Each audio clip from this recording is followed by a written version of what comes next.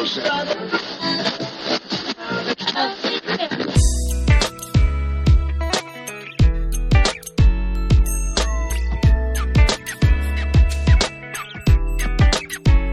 everybody, and welcome to the Pre-Accident Podcast Safety Moment. And today we have a guest safety momenteer. So please welcome Troy Ogden from Brasfield Gorrie Construction, Birmingham, Alabama. Let me start by thanking Todd Conklin for giving me the opportunity to share a safety moment with you today. We owe all Todd a big thank you for making our profession better and starting this podcast. It really helps all of us have a better conversation about this new way of thinking about safety. My safety moment today is entitled Exit Rows. Like many of you, I've spent the last 12 years of my career doing a fair amount of travel.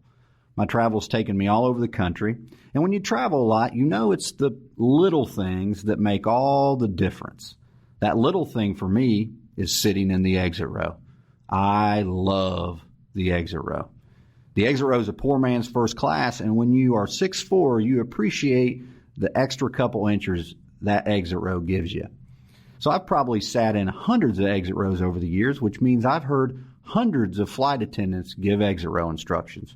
Today, I'm going to share with you on a recent trip to Orlando the best and worst exit row instructions I've ever received. I live in Birmingham, Alabama, and I fly a lot of Southwest Airlines. I love Southwest. This certainly isn't an indictment of Southwest, as you'd be hard-pressed to find a better and more authentic culture. But on this particular day, I have an early morning flight to Orlando, and I'm holding A22.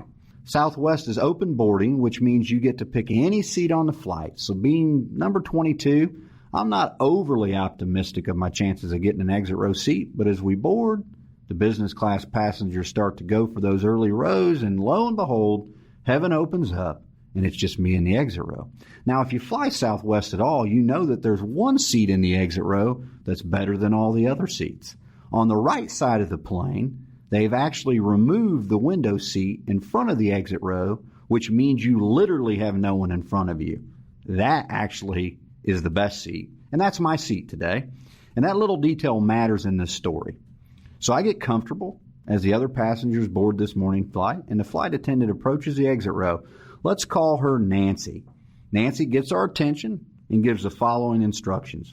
I hope each of you enjoy the extra legroom, but with that legroom comes a tremendous amount of responsibility in which I am personally responsible. By sitting in the exit row, you have volunteered to be an extension of this flight crew in which passenger safety is our primary concern. Now, you won't be asked to serve any drinks or snacks, but in the event of an emergency, you will have to open these exit doors, and you won't get any help from any other flight attendants because we'll be helping passengers and securing the cabin. She then slides down the aisle and is standing right in front of me, which she can do because there's no seat, and looks right at me and says, "Sir, let's be honest, you're going to have to open this exit door." She then proceeds to demonstrate how there are two ways to open the exit door. She says, "You can use your right hand and pull down this top handle, but I wouldn't do that because this door weighs about 60 pounds, so I suggest you use both hands and secure it from falling by placing your left hand on the bottom. Once the door is removed, you simply toss the door out the window. But before you do that," she says, "you want to look out that door and make sure there are no hazards out on that wing, like your ex-wife, Justin Bieber, or a fire." You know, it's Southwest, so she's got to be funny. "If there are any hazards, you don't want to open the door." She then reaches back, grabs the instruction card, hands it to me, slides back down the aisle, and asks everyone to get out their instructions in the seat back pocket in front of them, and walks us through a few more highlights. Finally, she asks what they always ask. "Are you willing and able to assist in the event of an emergency? If so, I need a verbal yes from everyone. If this isn't for you, I'd be happy to reseat you." Everyone says yes, except for a lady sitting counter me on the other side. She says, "I can't do this. This isn't for me." First time in 100 exit rows I've ever seen anyone ask to be moved. Yet, you know, there's been dozens of times in which people have sat in exit rows that couldn't perform it. Amazing. Nancy leaves, and awestruck as a safety professional, I look to the guy sitting next to me and I say, really, the only thing you can say at 6:30 a.m. after hearing those amazing instructions. I say, that was awesome. Now, if you want to shut down all eye contact with fellow passengers for the duration of the flight, use those exact same words following exit row instructions, and it'll do the trick every time. Little tip, use it if you want. I go to Orlando, I do my business for a couple days, and I have the last flight out of Orlando on a Thursday night. Now, if you travel to Florida much, you know it's not uncommon to get a little weather, and the flight this evening is delayed about 90 minutes. You always get a good mix of business travelers and people returning from Disney, so the feeling after a 90-minute delay is one of exhaustion, and everyone really just wants to get home, including Southwest, so they're kind of shuffling us onto the plane.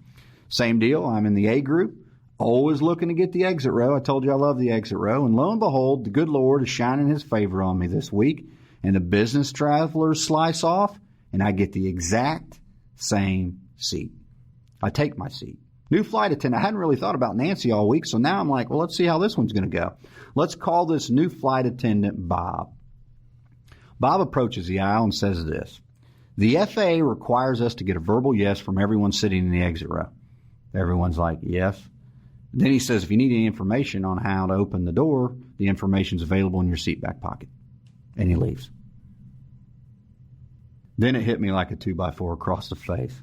How in the world can two people that work for the same company, understanding the same core values, receiving the same training, hearing the same internal messages, working in the same culture, deliver two totally different messages in the exit row?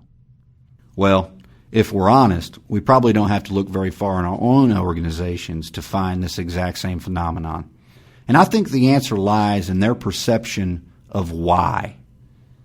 They have a different view of why they believe Southwest has them deliver a safety message at all. What was Bob's why? Well, Bob basically came to the exit row and said, listen, if the federal government didn't make us give you these instructions, Southwest wouldn't even give them to you. That's what I heard, even though that isn't exactly what he said. What was Nancy's why? Well, Nancy's why was a little bit different. She had a personal responsibility to ensure that exit door was open, yet she couldn't physically do it herself. So she did the only thing she could do, and she left us with the capacity to do so. And for the first time, in the 100 times I've sat in an exit row, I could actually open that door.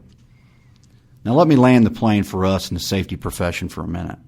I think some days we're Bob, and some days we're Nancy. And there are all kinds of good safety whys. I've used them, you've used them.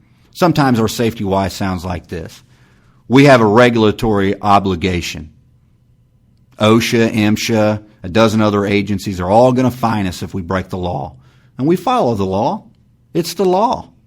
Yay, that's a good reason, right? We also have a compelling business case for safety. You don't need to see another direct and indirect cost of accident slides to know that. Many of us are either fully self-insured or have extremely high deductibles per occurrence for work comp and GL. And if we have losses, money will fly out of the corporate treasury a lot easier than it ever got in the corporate treasury. And finally, for us contractors, we have clients that are progressive enough to believe that the contractors that work on their sites are an extension of their own workforce and demand a level of safety excellence to be proven before you even step foot on their property. And those are all whys. I just don't think they're sustaining whys. And I don't think they're Nancy's why. And I wonder if our why when it came to safety sounded a little more like Nancy's, whether it'd make a difference at all. And here's what I think that might sound like. Your organization and my organization share the exact same thing in common, and it's this: people matter more than anything else. If we're honest, safety really only matters because people matter. And if we love our people enough, we should be honest enough to tell them this: thank you for pouring your heart and soul into this organization each and every day. But your life is far more reaching than this organization. If you get injured doing our business, it will follow you home and impact people that never draw a paycheck or step foot in our offices.